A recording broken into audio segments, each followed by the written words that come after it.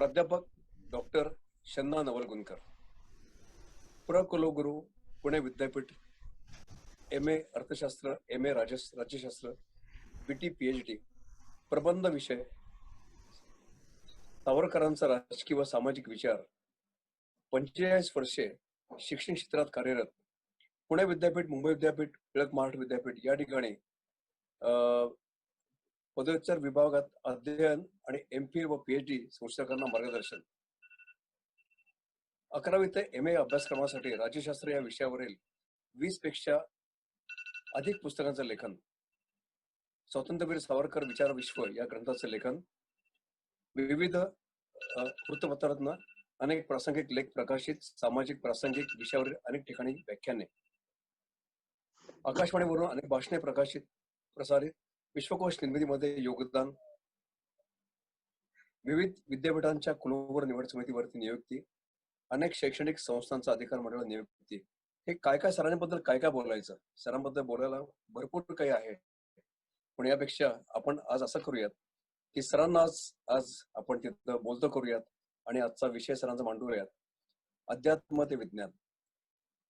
दारव्हेकर आणि सराव गुरु प्रस्तुत या कार्यक्रमासाठी सरांचं मी सर्वांच्या वतीने मनपूर्वक स्वागत करतो आणि सरांना इथूनच नमस्कार करतो सर, आणि आपणास विनंती करतो की आजच्या कार्यक्रमाची आपण सुरुवात करावी.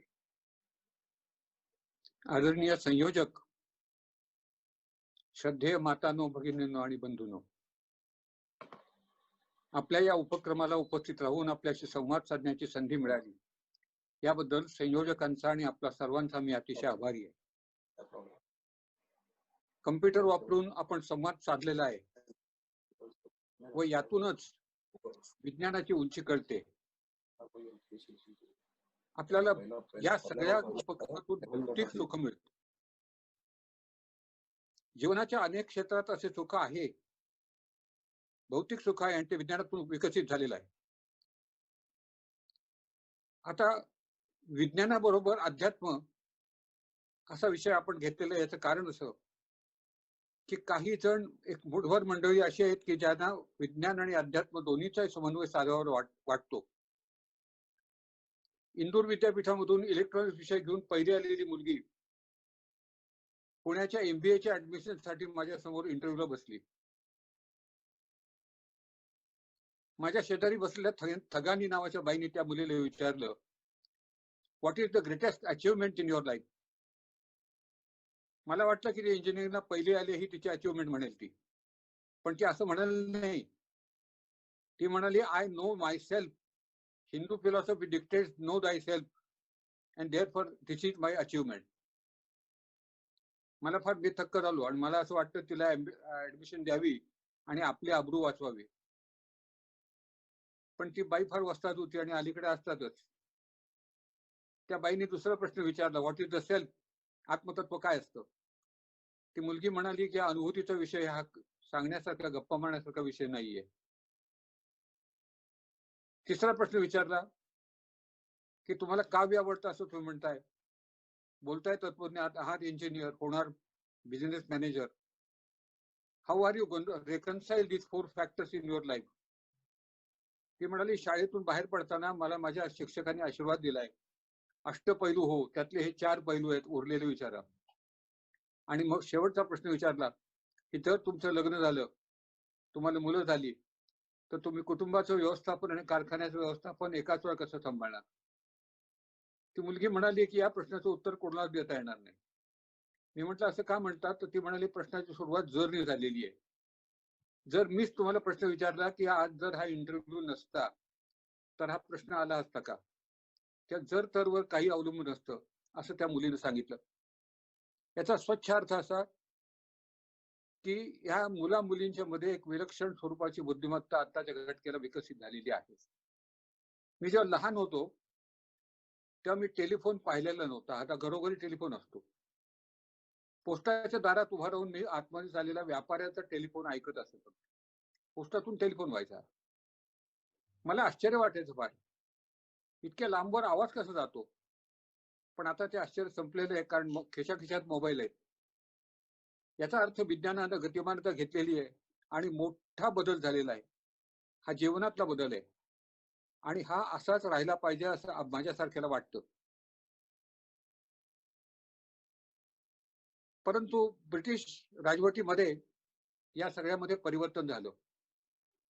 लॉर्ड मेकॉलेचं असं स्वप्न होतं की भारतीय समाज हा रक्तानं भारतीय आणि सांस्कृतिक मूल्यांच्या दृष्टीने पश्चिमी व्हावा. आणि काही अंशी ते स्वप्न खरं ठरलं. पश्चिमी प्रभाव आपल्याकडे आला, काही जणांच्या मध्ये तो आला आणि त्यातून पश्चिमेकडची मूल्य आपल्याकडे घेतली गेली. त्यामध्ये मुख्यतः 3 गोष्टी महत्वाच्या आहेत. एक, पश्चिमेकडे विकसित झालेला उपयुक्ततावाद हा आमच्याकडे काही प्रमाणात घेतला गेला, काही प्रमाणात. जोपर्यंत वस्तूचा उपयोग आहे तोपर्यंत ती वस्तू ठेवून घ्यावी, बाकी अदरवाईज ती फेकून द्यावी. आपण त्याला भंगार म्हणतो फेकून देण्याच्या वस्तूला, पण भंगार माणसाचा नाही होत कधी. एका घरामध्ये एक बाई आली, तिने दार वाजवलं, भंगार आहे का भंगार म्हणून विचारलं.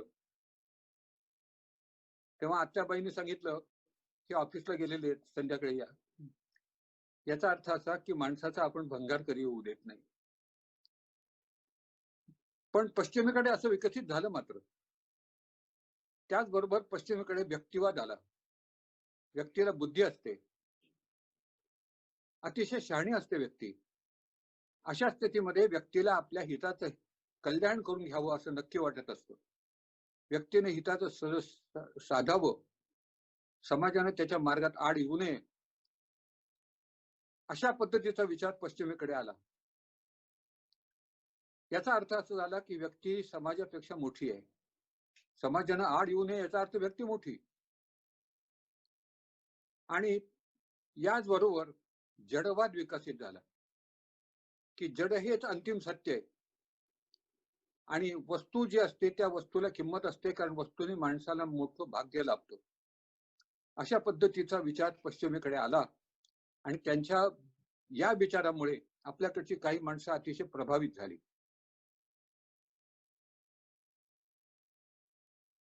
आता या तत्वांच्या चौकटीत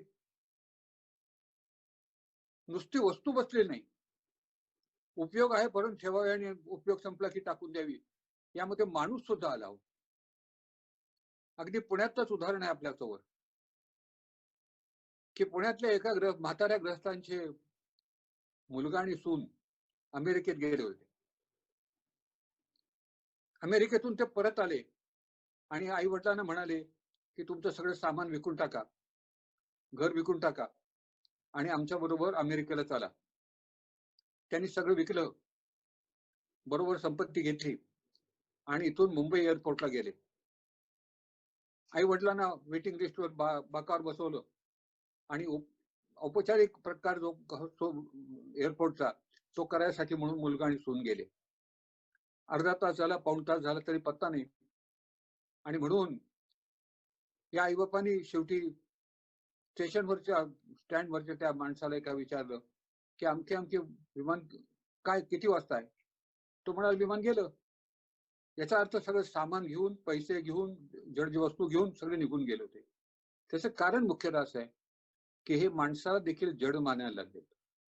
वस्तू आहे फेकून द्यावी, माणूस आहे फेकून द्यावा, आई वडील अपवाद नाही. आणि मग आपल्यासारख्या माणसाच्या मनावर विचार येतो की आमच्याकडे तत्वज्ञान असं जन्माला आलं की जेणेकरून या सगळ्यांना खूप मोठी किंमत मिळाली. अगदी उदाहरण द्यायचं झालं तर अब्दुल कलामांचं उदाहरण घेता येईल. अब्दुल कलाम, मी आणि माशेलकर तिघे जण गोव्याच्या कुलगुरू निवडलेलो होतो.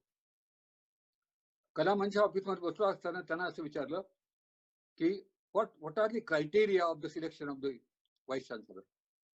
त्यांनी मला पटकन सांगितलं, करिअर पाहिजे, व्हिजन पाहिजे आणि कॅरेक्टर पाहिजे. करिअर आणि व्हिजन आपल्याला समजू शकते बायोडेटा दिल्यावरून, चर्चेतून. कॅरेक्टर कसं समजणार? आणि कॅरेक्टर समजायसाठी कलाम मला म्हणाले की आलेल्या कॅन्डिडेटला आपण एकच प्रश्न विचारायचा, तुमचे आई वडील कुठे असतात? ज्याला आपले आई वडील सांभाळता येत नाहीत त्यांना विद्यापीठ कधीच सांभाळता येत नाही. हा कलामांचा आपल्याला मिळालेला संदेश आहे. त्याचं मुख्य कारण असं की रक्ताचं नातं असलेल्या जन्मदात्या आई वडिलांना जो सांभाळू शकत नाही तो रक्ताचं नातं नसलेल्या लक्षावधी विद्यार्थ्यांना काय सांभाळणार? म्हणजे याचा अर्थ असा की कलामांच्या सारखा विज्ञानिष्ठ माणूस हा अशा पद्धतीच्या आई वडिलांच्या प्रेमावर विचार करतो आणि तुमच्या समोर तत्वज्ञान मांडतो, याला खूप अर्थ आहे. हीच गोष्ट सोनोपंत दांडेकरांच्या बाबतीत झाली. एकाने पीटी चुकवली होती, त्याला 5 रुपये दंड झाला. पीटी डायरेक्टरने दंड केला. दंड माफ करण्याचा अधिकार प्राचार्यांना असल्यामुळे प्राचार्य सोनोपंत दांडेकर एसपी कॉलेजचे प्राचार्य होते. तो त्यांच्याकडे आला, चिठ्ठी आतमध्ये पाठवली तो आल्याची. त्याला 2 तास बाहेर बसवून ठेवलं आणि मग शेवटी शिपायाला सांगितलं की बाहेर मी बसलोय. त्याला बोलवलं आतमध्ये. विचारलं तुला बाहेर का बसवलं होतं? तर तो म्हणाला की आपण कामात होता. मी मुळीच कामात नव्हतो म्हणाला, मी वाचत बसलो होतो. तुला बाहेर बसवलं याचं कारण असं, तुझं नाव काय म्हणाले? तो म्हणाला विजय. आडनाव काय? साळुंखे. तू मला पत्र जे दिलं त्यात विजय साळुंखे लिहिलं, वडिलांचं नाव मध्ये का लिहिलं नाहीस? काय नाव आहे वडिलांचं? तो म्हणाला ज्ञानबा. मग वडिलांचं इतकं सोन्यासारखं नाव असं असताना ते देखील तू लिहिलं नाहीस, या अर्थी भविष्य काळात वडिलांना लक्षात ठेवतील याची गॅरंटी काय? आणि म्हणून तुला कळावं म्हणून तुला बाहेरच्या बाजूला बसवलं होतं. हे सगळं आपण जेव्हा ऐकतो वाचतो तेव्हा असं लक्षात येतं की भारतातील सांस्कृतिक मूल्य ही रुजवली पाहिजेत, पश्चिमेकडे देखील रुजली गेली पाहिजेत, त्याची अत्यंत आवश्यकता आहे. अध्यात्म हा भारताच्या संस्कृतीचा एक अत्यंत महत्वाचा भाग आहे. अध्यात्म म्हणजे काय? तर अध्यात्म याचा अर्थ आत्मज्ञान, आत्म्याचं ज्ञान होणं, आपल्याला आत्मा कळणं, हा त्याचा अर्थ आहे. परंतु आत्मा म्हणजे काय असं जर विचारलं तर सांगता येत नाही. परब्रह्म म्हणजे काय विचारलं सांगता येत नाही. ते परब्रह्माला तुम्ही आकार जेव्हा देता तेव्हा त्याला बोध होतो थोडासा. उदाहरणार्थ वारकऱ्याला अध्यात्म कळताना परब्रह्म कळत नाही पण पांडुरंग कळतो. लहान मुलांना स म्हणजे ससा यातला स कळत नाही पण ससा कळतो. याचा अर्थ असा की एज्युकेशन मधली जी 3 प्रिन्सिपल्स आहेत, from simple to complex, from known to unknown and from concrete to abstract, या तत्वामध्ये हे सगळं बसतं. वस्तुरूप समोर ठेवल्यानंतर त्याचा बोध होतो, त्याचं आकलन होतं. अन्यथा ते अवघड असतं समजणं, हे आपल्या लक्षात येतं. आता या सगळ्यामध्ये अध्यात्म हा भारताच्या सनातन संस्कृतीशी जोडलेला विषय आहे. आता भारताच्या सनातन संस्कृतीशी जोडल्या म्हटल्यानंतर अध्यात्म हा थोडासा वादाचा विषय झालेला आहे. त्याचं कारण तो ईश्वराशी जोडलेला आहे आणि ईश्वराविषयी 3 कल्पना आहेत. एक आस्तिक, एक नास्तिक आणि एक अज्ञेयवादी. आस्तिक परमेश्वर मानणारा, नास्तिक परमेश्वर न मानणारा आणि अज्ञेयवादी परमेश्वर आहे किंवा नाही याबद्दल संदेह असणारा.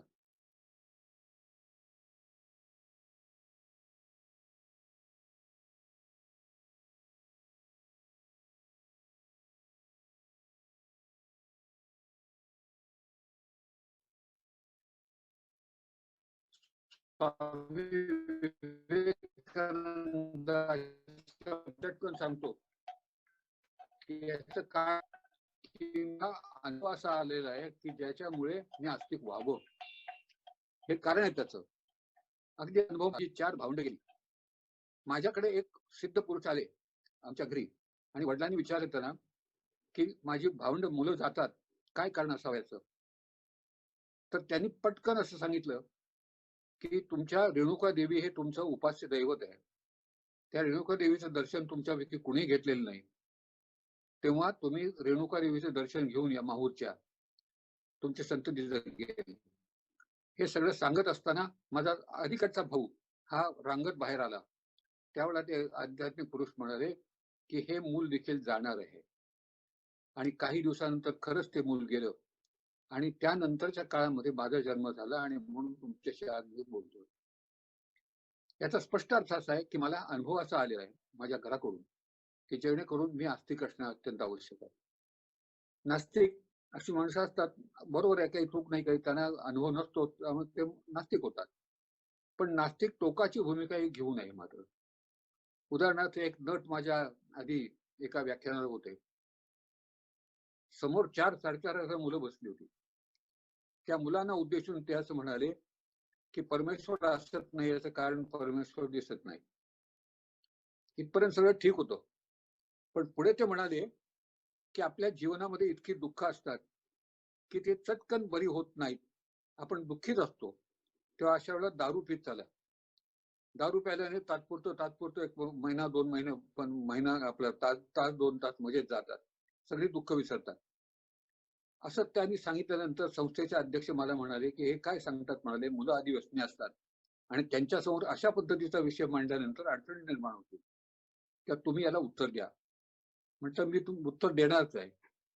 आणि मी माझ्या भाषणात सांगितलं की जे दिसत नाही ते असत नाही असं म्हटल्यानंतर प्रश्न निर्माण होतो की आपण आरशात बघतो तेव्हा आपल्याला बुद्धी दिसत नाही. मग बुद्धी दिसली नाही म्हणजे बुद्धी नाही असं म्हणायचं का आपल्याला? तसं म्हणत नाही आपण. जे दिसत नाही ते असत नाही हे खरं नाही. आणि दुसरा महत्वाचा मुद्दा, दारू प्यायल्याने प्रश्न सुटला असता तर भगवान श्रीकृष्णाने अर्जुनाला बाटली दिली असते आणि सांगितलं असतं ही घेऊन मजा कर, तुझ्या बाप जन्मी युद्ध जिंकणार नाहीस. त्याला दारू देता आली असती. तुम्ही परीक्षेचे प्रश्न सोडवता, प्रत्येक प्रश्न म्हणजे समस्या असते. दारू पिऊन समस्या सुटतात का? आणि म्हणून असा चमत्कारिक विचार तुम्ही करू नका असं मी सांगितलं. तेव्हा ते ग्रस्त माझ्यावर रागवले. मला म्हणाले की तुम्ही माझ्या विरुद्ध बोललात. म्हटलं अहो, मुलं आत्ताच्या घटकेला व्यसनाधीन असतात आणि त्यांना तुमचा आधार मिळाल्यानंतर ते जास्त व्यसनाधीन होतील. तेव्हा ही अतिशय चुकीची कल्पना तुम्ही लोकांना सांगितलेली आहे. तेव्हा हे आत्मशक्ती म्हणजे ईश्वर, या ईश्वराची कल्पना व्यापक स्वरूपाची आहे. व्यापक म्हणण्याचं कारण असं, ईश्वर हा काही केवळ आपल्या हिंदू लोकांच्या पुरता, हिंदुस्थान पुरता असा मर्यादित नाही. ईश्वर हा व्यापक आहे. कारण अंतःकरणात ईश्वर आहे. हे अंतःकरण प्रत्येक व्यक्तीत, प्रत्येकामध्ये असतं. आणि हे अंतःकरण प्रत्येकात असल्यामुळे त्याला धर्म नसतो, जात नसते, देशाची सीमा नसते, काहीच नसतं. अगदी साधी गोष्ट अशी आहे की माणसाच्या चारित्र्याची रचना ही ईश्वराशी संबंधित आहे. आत्ताच्या घटकेला चारित्र्याची मोठी अवनती झालेली दिसते.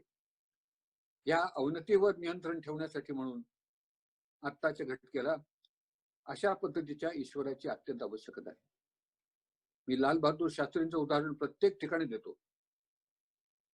लाल बहादूर शास्त्री पंतप्रधान होण्याच्या आधी काँग्रेसचे सेक्रेटरी होते. ते सेक्रेटरी असताना त्यांना महिन्याला 60 रुपये पगार होता.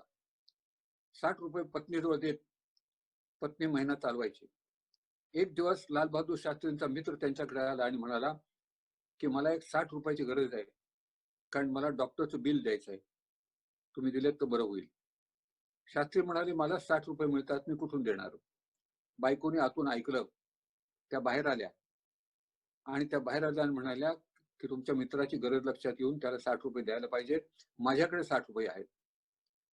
बायकोने शास्त्रींना 60 रुपये आणून दिले. शास्त्रीने 60 रुपये त्या माणसाला दिले. तो निघून गेला. शास्त्रीने बायकोला असं विचारलं की हे 60 रुपये तू कुठून आणलेस? तेव्हा बायको म्हणाली की तुम्ही मला 60 रुपये जे देत होता त्यातले दर महिन्याला 5 रुपये, 12 महिन्याचे 60 रुपये असे मी साठवून ठेवले होते. ते साठवलेले पैसे तुम्ही दिले. लाल बहादूर शास्त्रींनी काँग्रेसला पत्र लिहिलं की पुढल्या महिन्यापासून मला 55 रुपये देत जा, कारण 55 रुपयात माझा प्रपंच भागतो. आता हे सगळं जेव्हा आपण ऐकतो तेव्हा असं लक्षात येतं की माणसाला चारित्र्य संपन्न होण्यासाठी कोणता तरी त्याच्यावर दडपण किंवा कोणता तरी त्याच्यावर अंकुश पाहिजे. कागदाचा ढीग ठेवला आणि त्याच्यावर जर आपण पेपरवेट ठेवला. पेपरवेट का ठेवतो आपण? तर वरती पंखा फिरायला जर लागला तर कागद उडून जातील, वास्ताव्यस्त होतील. तसं होऊ नये म्हणून पेपरवेट ठेवतो. तसं आपल्या जीवनामध्ये आपल्याकडनं चुकून बरोबर कोणत्याही पद्धतीनं चारित्र्याची हानी होऊ शकते आणि त्यासाठी म्हणून अशा पद्धतीचा एखादा पेपरवेट पाहिजे आणि तो पेपरवेट म्हणजे परमेश्वर. साधी आंतरराष्ट्रीय गोष्ट असं म्हणण्याचं मुख्य कारण असं की पश्चिमी देशामध्ये गुलाम मुलगा होता, मेंढरं चारत होता. एक खलिफा तिथे आला आणि खलिफा त्याला म्हणाला की हे मेंढरू मला आवडलं, मला दे ना. हा मुलगा म्हणाला नाही देता येणार. तो म्हणाला का नाही देता येणार? तो म्हणाला मालकाची उदाहरण मेंढरं आहेत, मला कशी देता येतील? त्या खलिफाने त्याच्या समोर $1 ठेवला आणि म्हणाला हे घे आणि मला दे. त्यांनी सांगितलं नाही, देता येणार नाही. तो म्हणाला वाघाने पळून नेले असं सांग ना मालकांना. तो कशाला आलाय बघायला? तेव्हा हा मुलगा छोटा म्हणाला की हा बघत बसला तरी तो मालक बघतोय आणि म्हणून तुला मेंढरू देता येत नाही. म्हणजे पश्चिमी देशामध्ये देखील अशा पद्धतीचा आत्मशक्तीच्या प्रभावाचा विचार बद्धमूल आहे. आत्ताच्या घटकेला जडवाद जरी विकसित झालेला असला तरी काही माणसांच्या मनामध्ये तो आहे, तो नाकारता येणार नाही. त्याला नाव जीसस ख्राइस्ट देतील, त्याला येशू ख्रिस्ती म्हणतील, त्याला मोहम्मद पैगंबर म्हणतील, नाव काही द्या तुम्ही. माझा मुलगा मला बाबा म्हणतो, पुतण्या मला काका म्हणतो, भाचा मला मामा म्हणतो, धाकटा भाऊ मला दादा म्हणतो. मी एकच, नावं भिन्न भिन्न. तसं परमेश्वर एकच, आत्मशक्ती एकच, नावं भिन्न भिन्न. आणि अशा पद्धतीची आत्मशक्ती ही आपल्यामध्ये बद्धमूल व्हायला पाहिजे. अगदी विज्ञानानं जरी गती घेतली असली तरी विज्ञानाच्या गतीबरोबर या अशा पद्धतीच्या महाशक्तीचा नक्की उपयोग आहे. आता भारतात याचं कारण मुख्यतः असं की रामकृष्ण परमहंसाच्याकडे 2 माणसं आली आणि आम्हाला तुमचं शिष्यत्व द्या म्हणाली. रामकृष्णांनी दोघांची परीक्षा घ्यायची ठरवली. प्रत्येकाला एक एक कबूतर दिलं आणि घरी जा म्हणाले कबूतर घेऊन, आणि कबूतर मारा आणि घेऊन या. मात्र एका ठिकाणी असं कबूतर मारायचं की ज्या ठिकाणी तुम्हाला कोणी बघत नाही. दोघे घेऊन गेले. एकाने घरी कबूतर मारलं आणि मेलेलं कबूतर घेऊन आला. दुसरा मात्र आलाच नाही. 2-4 दिवसांनी आला आणि म्हणाला की मलाही कबूतर मारता येतं चटकन, परंतु कोणीही बघत नाही अशी स्थिती नाही. प्रत्येक ठिकाणी परमेश्वर मला बघतोय आणि त्यामुळे मी कबूतर मारलेलं नाही. तो अर्थात त्यांचा उपासक झाला. सारी सोपी गोष्ट अशी आहे की विवेकानंदांचं पश्चिमी देशामध्ये जे भाषण झालं त्यात तो बंधू भगिनींनो म्हणाला. बंधू भगिनींनो विवेकानंद जेव्हा म्हणाले तेव्हा लोकांनी टाळ्यांचा गजर दिला. का? तर त्यांना बंधू भगिनी ही सवयच नाही. आमच्याकडे बंधू भगिनी म्हणतो याचं कारण स्वतःची पत्नी वजा जर केली तर बाकीच्या सगळ्या बहिणी या बहिणीसारख्या असतात, बाकीच्या भावासारख्या असतात. अशा पद्धतीची भावना समाजात बद्धमूल व्हायला पाहिजे. आणि आपण नमस्कार करताना दोन्ही हात जोडतो. दोन्ही हात जोडण्याचं कारण काय? दोन्ही हात जोडण्याचं कारण तू परमेश्वर आणि मी माझा आत्मा परमेश्वर, दोन्ही परमेश्वर एकात्म होतात. अशा पद्धतीची भावना आमच्यामध्ये आहे आणि त्यातून आपण अशा पद्धतीचं वर्तन करतो, वागतो. याचा अर्थ कितीही विज्ञानानं गती घेतली तरी विज्ञान अत्यंत आवश्यक आहे. याचं कारण जड वस्तूची आपल्याला गरज आहे, त्यातून विज्ञान पुढे जातं.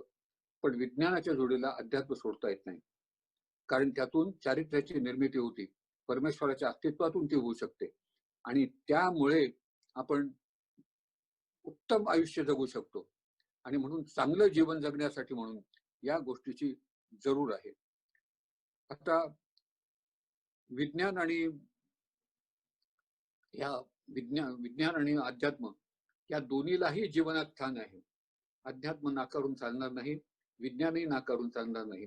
दोन्हीतूनही आपण गतिमान होऊ शकतो.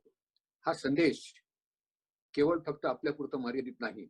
हा संदेश जगाच्या पाठीवर सर्वांना उद्देशून केलेला आहे आणि या पद्धतीचा विचार संत वाङ्मयातून आढळतो आपल्याला. काही जण मानत नाहीत, ठीक आहे, मानत नाही तर मानत नाहीत, आपण काय करणार त्याला. विनोबा भावेंनी एक फार सुंदर उदाहरण दिले की समांतर रेषा एकमेकाला अनंत अंतरावर मिळतात. एकावर तत्व आणि दुसऱ्यावर व्यवहार. व्यवहारामध्ये हे मानत नाही म्हणतात आणि अध्यात्मामध्ये हे मानतात म्हटलं तर व्यवहाराचं रूपांतर अध्यात्मात होण्यासाठी अनंत अंतर चालवावं लागणार. तितकं अंतर आपण चाललं पाहिजे, विचार करून चाललं पाहिजे आणि असा विचार केल्यानंतर आपण जगाचं कल्याण करू शकतो.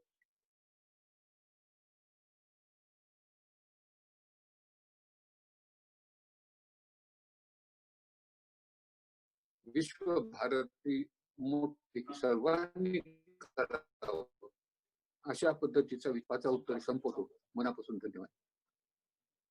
सर, छान तुमच्याकडे प्रबोधन झालं विज्ञान आणि अध्यात्म याच्यावरती.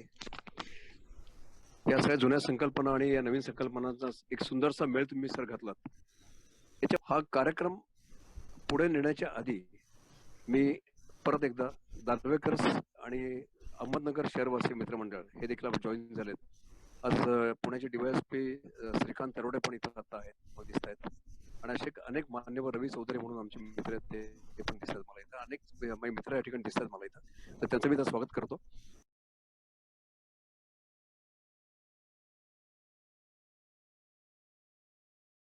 पूर्वीच्या काही याच्यात आता शनीची सिरियल चालू आहे, त्याच्यामध्ये लिहिलंय की सूर्याच्या पत्नीने तिचं क्लोन केलं, किंवा बऱ्याचशा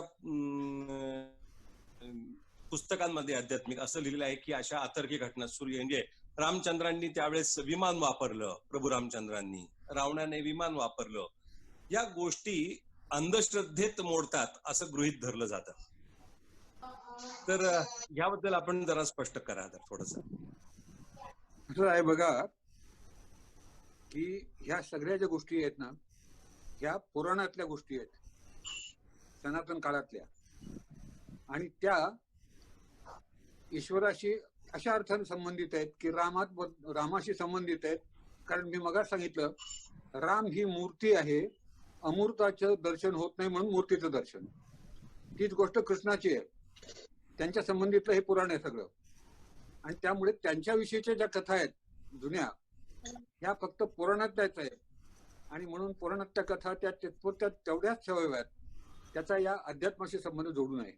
फक्त पुराणात जे अध्यात्म येतं थोडंफार तेवढं फक्त घ्यावं, बाकी सोडून द्यावं. Thank you sir, thank you.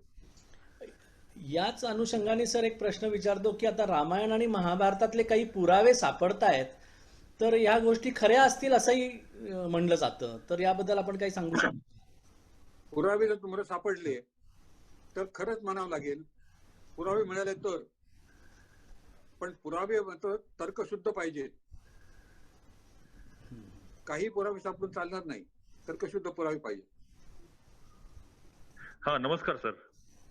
हा, मला एक प्रश्न असा पडतो की अध्यात्म आणि विज्ञान याची जर सांगड घालून बलशाली भारत करता येत असेल, तर आपण नेते जे निवडतो, आपले आमदार खासदार जे काही असतील ते, यांच्यामध्ये ही भावना का नाही निर्माण करत की ज्याच्यामुळं ती अध्यात्म आणि विज्ञानाची सांगड सर्वसामान्यांपर्यंत पोहोचू शकेल? काय होतं, तत्वज्ञान आणि व्यवहार यात राजकारण हा व्यवहाराशी संबंधित आहे. काळाच्या ओघात नंतर हळूहळू होईल, पण आज तरी नाही. मात्र आज फक्त सत्ता हे उद्दिष्ट आहे आणि ते प्राप्त करण्याला कोणतंही साधन चालतं. आणि कोणतंही साधन चालतं याच्यामध्ये मी मगा सांगितलं त्याप्रमाणे पेपरवेट नाहीसा झालेला आहे. बरोबर. आणि त्यामुळे कागद वाटेल तसे उतापाच होतात. हे त्याचं कारण आहे. म्हणून त्यांनी जेव्हा ईश्वर मानायचं ठरवलं तर विषय सांगतो, काही अशी अत्यंत प्रामाणिक मोठी होऊन गेली की अगदी तुम्ही उदाहरण सांगितलं अब्दुल कलामांचं. किती स्वच्छ ग्रस्त आहेत, मुस्लिम ग्रस्त आहेत, पण स्वच्छ ग्रस्त आहेत. बरोबर आहे sir. Right sir. Thank you sir. Thank you very much. Hello विचार, हॅलो अनम्यूट करून घे. हॅलो तू अनम्यूट कर. हॅलो हॅलो हॅलो कोण? हॅलो भालेराव. हा कोण? हा भालेराव. हा बोला भालेराव. बोलू का? हो बोला. डायरेक्ट बोलू ना, मला मी अनुभव नाही. हॅलो हो बोला डायरेक्ट. आता सरांनी सांगितलं की मानलं तर पुराणे, नाही तर मग त्या कथा टॅली झाल्या तर समजायचं, पण ते तितकं धरायचंच असं नाही. त्याला मला पण मान्य आहे. पण ते पुराणातल्या कथा अशा इतक्या मस्त लिहिलेल्या आहेत की याचा संदर्भ त्याचा संदर्भ, म्हणजे मागच्या जन्मात तुझा उद्धार होईल, म्हणजे हे गुंतागुंतीचं सुद्धा मानावं लागेल की कसं ते लिहिलंय. भले ते घडलेलं असो वा नसो, पण त्याला मात्र दाद द्यावा लागेल, असं माझं मत आहे ह्या विषयाच्या. हे बघा, तुम्ही कादंबरी वाचता, कादंबरी मध्ये कितीतरी काल्पनिक गोष्टी असतात, पण तुम्हाला आवडते ती. तसं पुराणातल्या गोष्टीबद्दल आवड आहे. एक रामायण म्हटलं तर आवड आहे, महाभारत म्हटलं की आवड आहे. हे आवडू शकतं. कादंबरी जशी आवडते तसंही आवडतं. सुरेश जरा अलग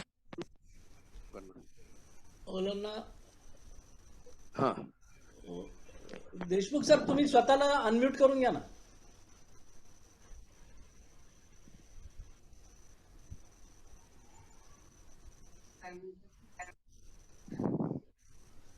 नाही झालं कारण नाही, माझे त्याचा अनम्यूट नाही होतं तिथे.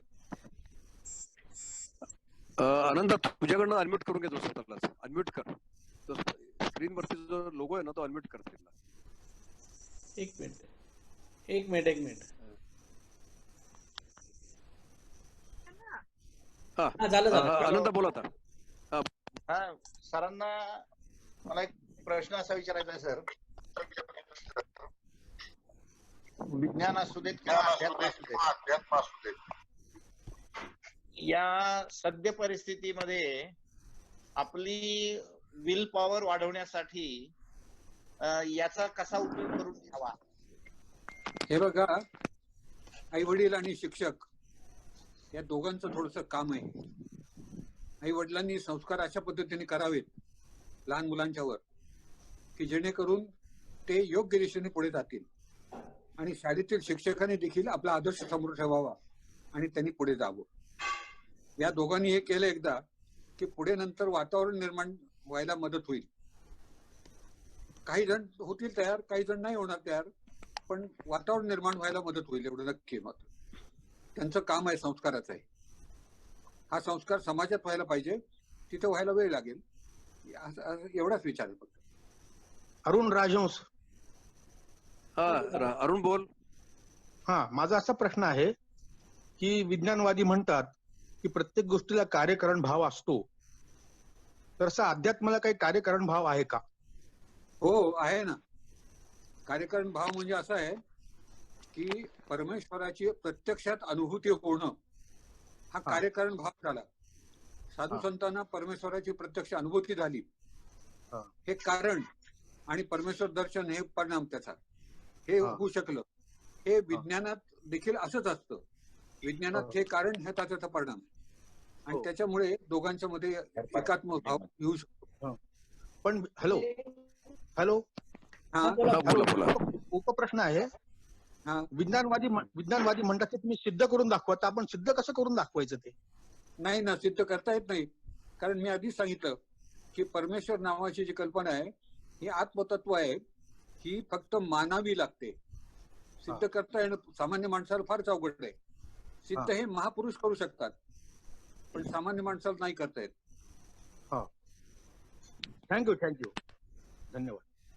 सर, आजचा जो विषय होता अध्यात्म आणि विज्ञान, सर आपण ही जी आजची पिढी बघितली आणि पुढची येणारी पिढी बघितली, तर विज्ञान हे खूप प्रचंड स्पीडनी वरती चाललंय, आणि त्याच्याबरोबर मंदिर आणि कुठले प्रार्थना स्थळ, मुसलमानांचे मॉस्क असतील वगैरे, तर हे देखील यांचा एक व्यापार होत चाललाय सर. मोठे बांधायचे आणि त्या मंदिराचा मोठा भव्य स्वरूप करायचं, त्याचे व्यापारी सेंटर्स करायचे. सर, मला असं विचारायचं आहे की आजची जी तरुण पिढी आहे की ज्यांची आता 4थी 5वीतली मुलं आहेत, ही होणारी पिढी, त्याच्या पुढची पिढी येणारी, तर यांनी सर कुठला आदर्श शिकावा याच्यामध्ये? म्हणजे विज्ञान तर ते शाळा चालू असणं म्हणजे विज्ञानाचा काळ धरणारच, पण त्याच्या बरोबरीने हे जे धर्माचं अवडंबर सर माजतंय सध्याच्या काळामध्ये, साधू संतांच्या दृष्टीने देखील वाढून माजतंय की मंदिरं आणि मस्जिद आणि चर्चेस ज्या तऱ्हेने करतायत, तर सर यांचा समन्वय या लोकांनी कसा घालावा, आणि यासाठी काय अपेक्षित आहे आपल्याला या पिढीकडनं? मी आत्ताच सांगितलं की लहान मुलं जी असतात त्यांच्याकडे रिसेप्शन फार मोठं असतं, फार चांगलं असतं. त्या शाळेत जाणाऱ्या अगदी बाल मुलांना जे असतात, मुलींना जे असतं, ते घरात आई वडिलांनी मुळात आधी त्यांच्यावर संस्कार असे करावेत की जेणेकरून पुढे भविष्य काळात ही मुलं सज्जन होतील, या पद्धतीचा विचार आला पाहिजे. सज्जन झाला म्हणजे काही पैसे मिळत नाहीत असं नाहीये. त्याचं तो सरळ असला, सज्जन असला तरी सुद्धा नोकरीला ठेवतात. सज्जन आहे, सज्जन सरळ आहे, क्वालिफाईड आहे असं म्हणतात आणि नोकरीला ठेवतात. म्हणजे आपण विचार करताना असं करूया की लहानपणी हा जो संस्कार केला, आणि नुसतं असं नाही तर शिक्षकांचं हे काम आहे त्यांच्यावर संस्कार करणं, विशेषतः बाल शिक्षणाचं हे काम आहे त्यांचं, आणि त्यासाठी शिक्षकांनी स्वतः संस्कारित असलं पाहिजे. हे ज्यावेळेला घडेल खऱ्या अर्थाने त्यावेळेला हा प्रश्न मिटेल आपोआप. नाहीतर प्रश्न मिटणार नाही, फार उशीर पण मिटेल. नाहीतर मग आपत्ती आल्यानंतर आपोआप माणसं देवाकडे जातात ना, आपत्ती आल्यानंतर. आता सध्या आपत्ती चालू आहे ना, त्यावेळेला आपण विचार करायला लागतो की यात कोणाला परमेश्वराची आठवण नाही या वेळेला, कारण परमेश्वर आपल्याला काही देणार नाही यात, हा त्याचा अर्थ आहे. पण संस्कारित झाल्यानंतर मात्र आपल्या मनामध्ये सारखा विचार हाच येतो की आपण व्यवस्थित सुरळीत असावं, आपण पुढे जाऊ शकतो. धन्यवाद सर. सर पण याला एक उपप्रश्न असा आहे की व्याख्या आपण म्हणजे पूर्वी आपण देवा संध्याकाळची पर्वता म्हणायचो, सगळ्या आईवडिलांना नमस्कार करायचो, लहान मुलांना नमस्कार करायचे, त्यांना शिकवायचो आपण. त्यांना कोणी बाहेरचा गेस्ट लागेल त्याला सांगायचो की यांना पाणी दे, विचारण्याची पद्धत असायची. सर हे आता आपल्याला नवीन पिढीमध्ये संस्कार कुठल्या तरी अपेक्षित आहे सर. नाही, जुन्या सगळ्या पद्धती बरोबर आहेत असं नाहीये. मात्र आपण आपल्या पद्धतीने विचार करून असं करूया की मुलं आणि मुली ही व्यसनामुक्त झाली पाहिजे. पहिली गोष्ट, कुठलंही व्यसन असता कामा नये. पण वडीलच सिगरेट ओढत असतील, तंबाखू खात असतील तर मुलं कशी होणार हो? एक मी परवा वाचलं की एक मुलगा सभेला गेला एका, आणि सभेला गेल्यानंतर तो म्हणाला की मला समोर वडील बसलेत पहिल्या वाकावर, तिथपर्यंत जाता येत नाही कारण बरोबर नाही वाटत ते. शेजारला फार आनंद झाला की वडिलांच्या समोर तंबाखू खात नाही हा. तर म्हणाला का जात नाहीस तू? तर म्हणाल ते तंबाखू मागतात म्हणून जात नाही. आता हे बघतो आपण, वडील तंबाखू मागतात, मुलगा तंबाखू खातो, हे ना हे चमत्कारिक आहे. म्हणून व्यसनाशक्तता ताबडतोब नष्ट झाली पाहिजे, आणि हे शक्य आहे, अशक्य नाहीये. सर तुम्ही आम्हा सगळ्यांना काय तुम्ही संदेश सर देऊ शकाल याच्यातनं? तुम्ही आमच्या सगळ्या लोकांना, आमच्या पिढीला हा तुम्ही तुमच्या या विषयातनं तुम्ही आम्हाला संदेश काय देऊ शकता? आम्ही संदेश एवढा देणार फक्त की विज्ञान तर्कशुद्ध पद्धतीने जाणं आणि अध्यात्म परमेश्वराचं अस्तित्व मानणं, या दोन गोष्टींचा समन्वय आपण आपल्या जीवनात घातला पाहिजे. आणि हा समन्वय घालणं अशक्य नाही, शक्य आहे. आणि त्याच्यातून आपण पुढची पिढी घडवण्याचा प्रयत्न करणं, आपल्यापर्यंत आपल्या जेवढं शक्य आहे तेवढा प्रयत्न करत राहणं, एवढाच त्याचा अर्थ आहे. असं आपण करावं सर्वांनी, असं विनंती आहे माझी. धन्यवाद सर. खूप बरं वाटलं आपल्याला सगळं. आजच्या दिवशी देखील चमत्कार आहे, आपण एकमेकांना बघू शकतो. सर सुधीर सर आवाज येत नाहीये, ते इयरफोन विदाउट इयरफोन बोला ना प्लीज. हा सर. सर मला असं वाटतंय की आवाज येतोय? हा येतोय आवाज येतोय येतोय येतोय येतोय. हा सर मला असं वाटतं की खूप छान सर तुमच्याकडे, तुम्हाला प्रत्यक्ष बघितलं आम्ही, तुमच्याशी आम्ही बोललो, आणि हा देखील एक विज्ञानाचा भाग आहे की आपण घरी बसून एकमेकांना बघू शकतोय. आणि सर मला सरांबद्दल थोडंसं बोलायचं आहे की सरांचं आता वय लक्षात घेता, 87-88 वर्षाचं वय सरांचं लक्षात घेता, आज सर अजूनही इतकं अस्खलित बोलतायत, इतकं मेमोराईज करतायत, आणि आपल्या सर्व लोकांना या पिढीला मार्गदर्शन करतायत. ही देखील फार मोठी गोष्ट आहे. आणि हे जे चैतन्य सरांमध्ये जे आहे हे त्यांच्या विचारांचं आणि हे अध्यात्म आणि त्यांच्या त्या विज्ञानाच्या कासेचं सरांचं एकूण व्यक्तिमत्व. सरांना थोडासा विकनेस आहे, सरांना जास्ती बोलता येते, तरी पण सर आज आपल्याशी सतत 40 मिनिटं बोलले, आणि त्यानंतरचे 20-25 मिनिटं सर आपल्याशी सातत्याने संवाद साधतायत. तर मला वाटतंय सर तुम्ही आमच्याकडे आज बरंच काही मोठं काम केलेलं आहे, आणि जे मिळत नाही सर, पैशाने मिळणार नाही, कशाने मिळणार नाही, असं एक खूप मोठं सर तुम्ही आम्हाला काम दिलंय. आज तुम्ही आम्हाला एक मोठी गिफ्ट दिली आहे सर या दिवशी, कोविडच्या दिवशी. आज मे महिन्याचा शेवटचा दिवस आहे, आज 31 तारीख आहे, आणि या दिवशीचा हा दिवस, कोविड मधला दिवस, आजच्या प्रसंगातला दिवस, हा सगळ्यांच्या लक्षात राहील.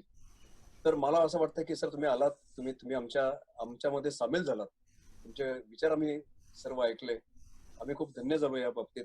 आज अनेक मंडळी मोठमोठी आमच्याकडे इथे आलेली आहेत.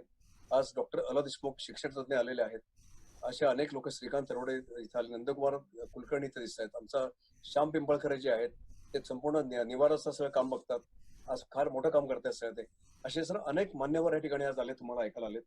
तर सगळ्यांच्या वतीने अहमदनगर शहरवासी मित्रमंडळ अनेक काही संस्था, माझे पर्सनल मित्र आणि दार्वेकर्स जो आमचा ग्रुप आहे, दार्वेकर्स आणि सराव ग्रुप याच्या वतीने सर आपले मी आभार मानतो आणि या ठिकाणी ही मीटिंग संपली असं मी जाहीर करतो. धन्यवाद.